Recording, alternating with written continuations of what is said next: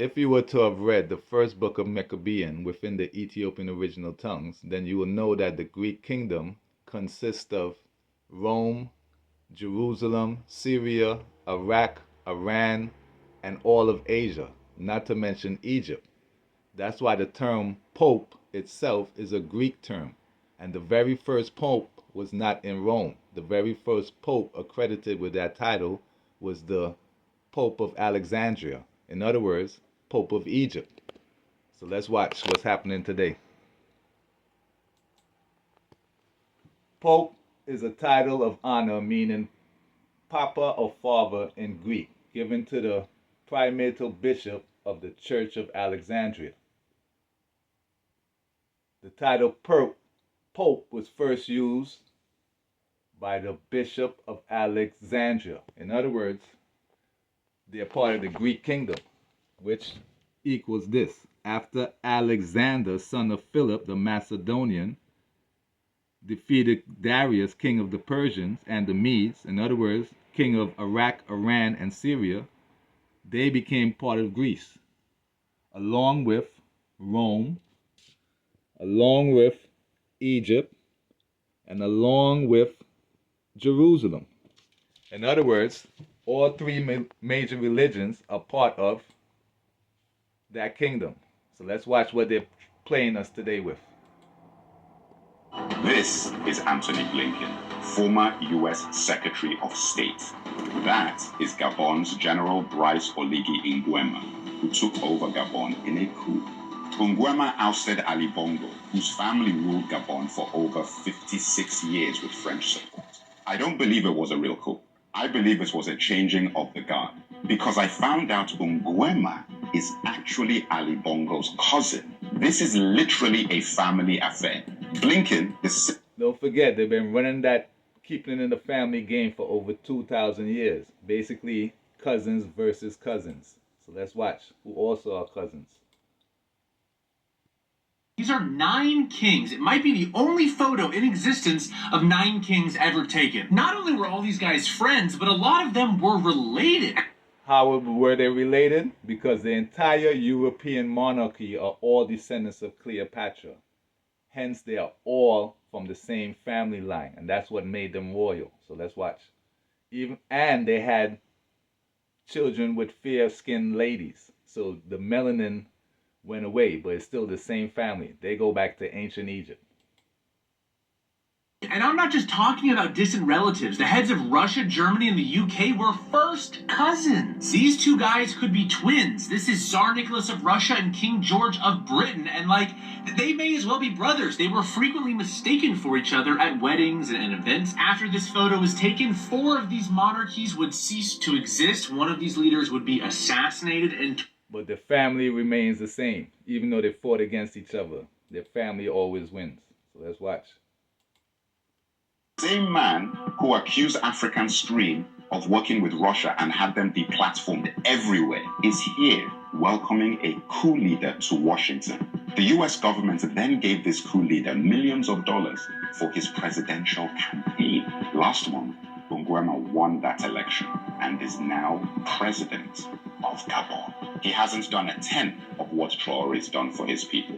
2 coup leaders, one the US calls a criminal, the other is welcomed to the White House.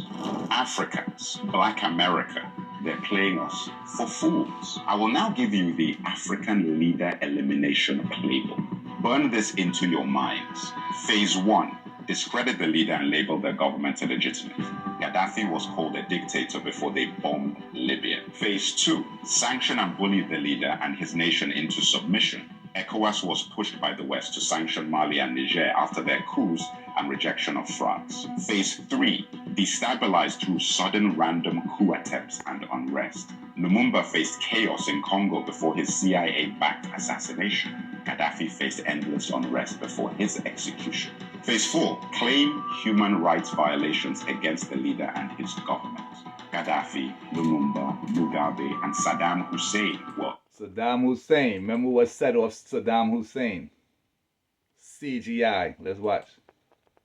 The first impossibility is a real airplane couldn't have sliced through a building with a steel facade with reinforced concrete flooring and 47 steel support beams, a jet's wing can't slice through steel building like a hot knife through butter. But that's the story the news media wants us to believe, and most people are still believing this hoax. But the second impossibility is in plain sight. In fact, I can't believe it took me over 12 years to see. Let me show you a still of this video. I've highlighted a building that's clearly behind the South World Trade Center tower.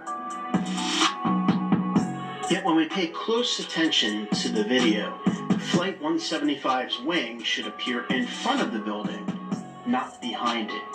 This is a layering CGI glitch, and this proves that this video, which was seen all over the world, over and over and over again, year after year, is a CGI rendering. Thus, it's not an amateur witness video. It's a fake.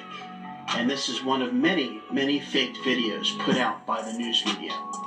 Hello, for example. And it's a little bit blurry, hard to tell exactly what happened. But in this video, I want to focus on the second crash. On the reverse side of where the North Tower got struck, the South Tower was struck. And since there was a lot of attention on the towers, more video exists of the South Tower getting hit. But the bizarre footage of the South Tower getting hit raises many questions. Why did the planes fly right through the face of the building? No parts broke off. It didn't crumple up, it didn't slow down. It just went right into the building. This defies the laws of physics. For a hollowed-out aluminum airplane to act like a phantom, gliding in, fusing right into the side of the building with no resistance. It didn't crumple up and no parts broke off. The fuselage, the body of the plane, and the wings don't change shape whatsoever.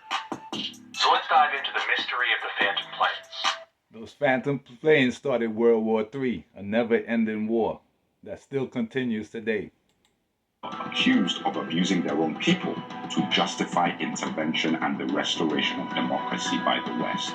These claims in recent decades are typically pushed by a black person to absolve claims of racial prejudice. They sent Colin Powell after Saddam. Obama took down Gaddafi.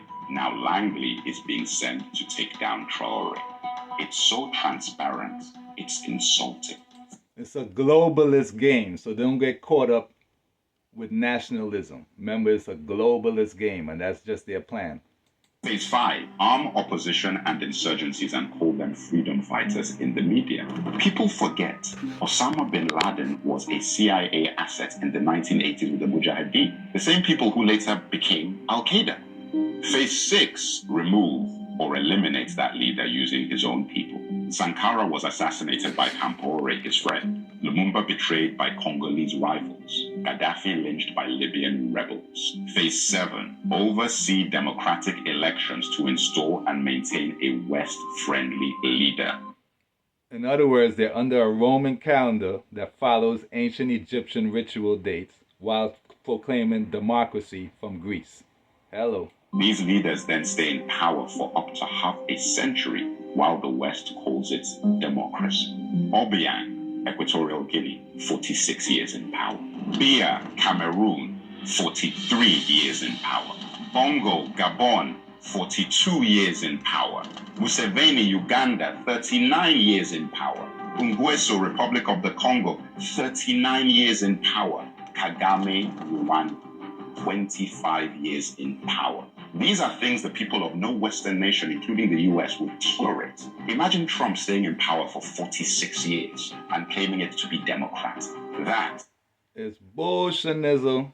Either way, know who went against God, the Most High. England and France abandoned Ethiopia to Mussolini. Your Imperial